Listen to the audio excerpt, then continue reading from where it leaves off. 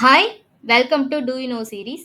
நம்ம இன்னைக்கு எத பத்தி பார்க்க போறோம்னா, ரிப்போர்ட்ஸ்ல கஸ்டம் ஆக்ஷன்ஸ் எப்படி கிரியேட் பண்றது அப்படிங்கிறத பத்தி தான் பார்க்க போறோம். நமக்கு டிஃபால்ட்டா சில ஆக்ஷன்ஸ் குடுத்திருப்பாங்க. அத தவிர்த்து எக்ஸ்ட்ரா ஏதாவது ஆக்ஷன்ஸ் தேவைப்படுது அப்படின்னா, நம்ம அத ஆட் நியூ ஐட்டம் குடுத்து கிரியேட் பண்ற மாரி இருக்கும்.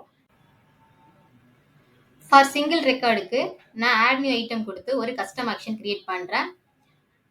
நேம் யுவர் ஆக்ஷன் ஐட்டம்ல நான் ஆக்ஷன் நேம் குடுத்துக்கிறேன். எனேபிள் த ஆக்ஷன் ஐட்டம், அதாவது எல்லா ரெக்கார்ட்ஸ்க்குமா இல்ல ஏதாவது கண்டிஷன் கொடுத்துக்கலாம். நான் வந்துட்டு எனக்கு ஏத்த மாதிரி கண்டிஷன் கொடுக்குறேன்.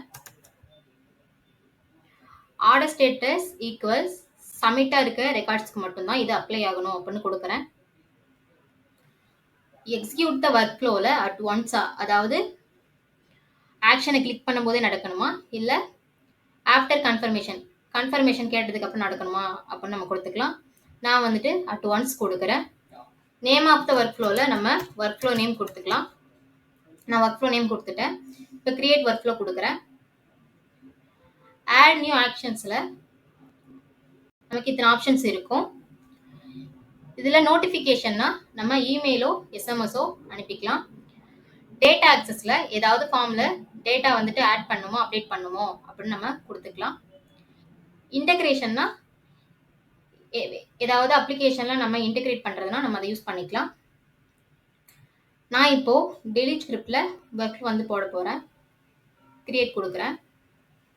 நான் என்ன கொடுக்க போறேன்னா, சப்மிட்டா இருக்க ரெக்கார்ட்ஸ்க்கெல்லாம் நான் இந்த ஆக்ஷனை கிளிக் பண்ணும்போது ஸ்டேட்டஸ் வந்துட்டு பில்டுன்னு மாறணும் அப்படின்னு கொடுக்குறேன்.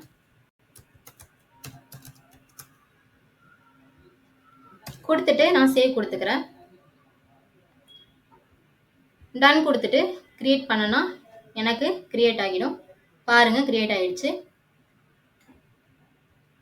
சிங்கிள் ரெக்கார்டை பேஸ் பண்ணி நான் கஸ்டம் ஆக்ஷன் வந்துட்டு கிரியேட் பண்ணியிருக்கனால எனக்கு வந்துட்டு கஸ்டம் ஆக்ஷன் இங்கே வந்து ஷோ ஆகுது.